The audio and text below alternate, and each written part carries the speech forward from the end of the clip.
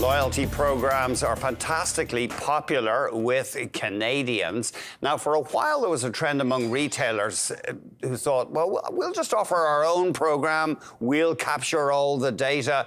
But that model is breaking down and more firms are actually teaming up with others. For example, Home Hardware is partnering with the Scene+ program, which is Cineplex's huge loyalty program.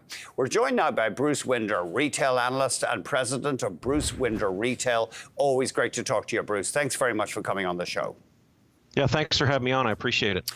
Just to update us, I mean, are loyalty programs a significant thing? Do consumers take them seriously? They really are, actually. You know what? Canadians are involved in about 12 programs on average. And there's been some data run a while ago that shows that, you know, if you have a loyalty program, about 60% of consumers will change their purchase behavior to try to maximize those points. So they do work. That's interesting. So they do work. And then, of course, the other big thing is that you get data on consumer behavior, priceless information.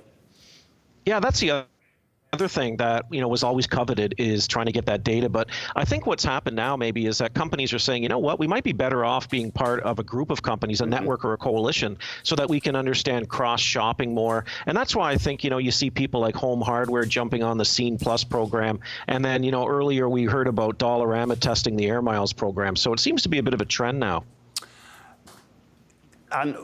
And that's interesting. So consumers presumably like that as well, because they're getting points that can be used at a variety of retailers.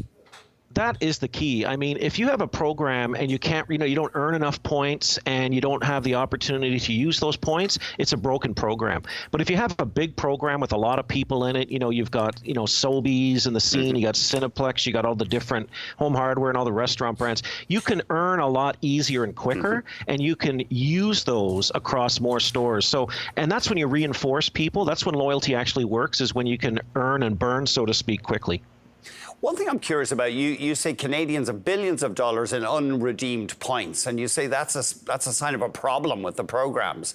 But I'm not delighted if I'm a retailer. People are just letting these points go to waste.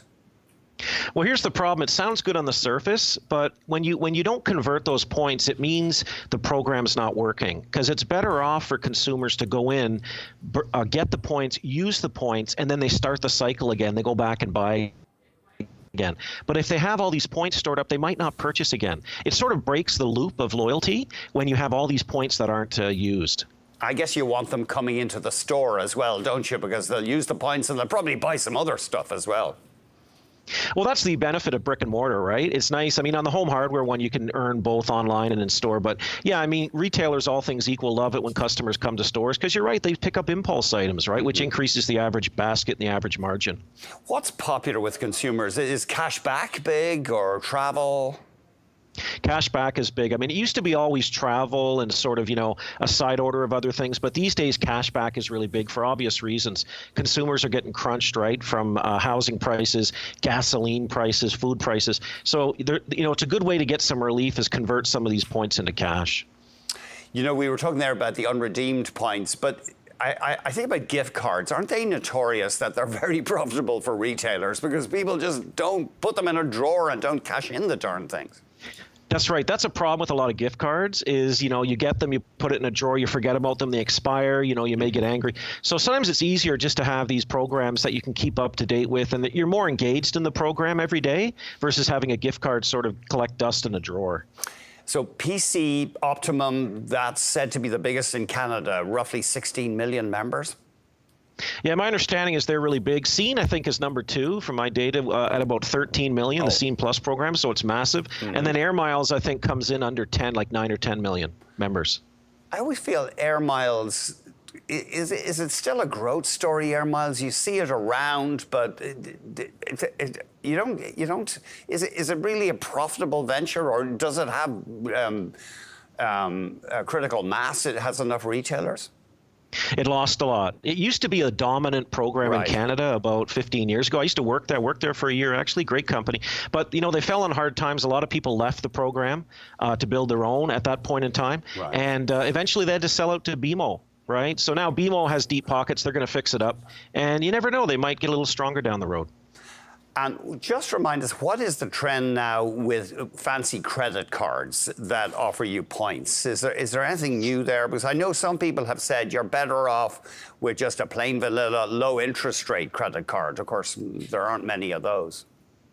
Yeah, it's really customer specific. It depends on your lifestyle and what you spend on. But no, there's some good value with the credit card programs as well. And I mean, you look at the Scene Plus program, they're tied in with Scotiabank, right? And all the cards there. So, you know, it really depends on how you live your life, how much you travel, how much you consume, where you consume. And then you really have to do the research and say, okay, what card best suits me? That's really how you play it.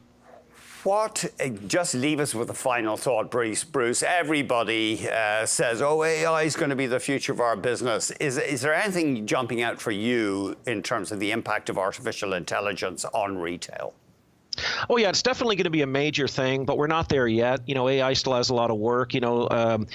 Generative AI is being used right now to write copy and to sort of, write different things, create different manuals and things like that. But we're only seeing the tip of the iceberg. AI is going to continue to revolutionize retail, as it already has with apps and things of that nature.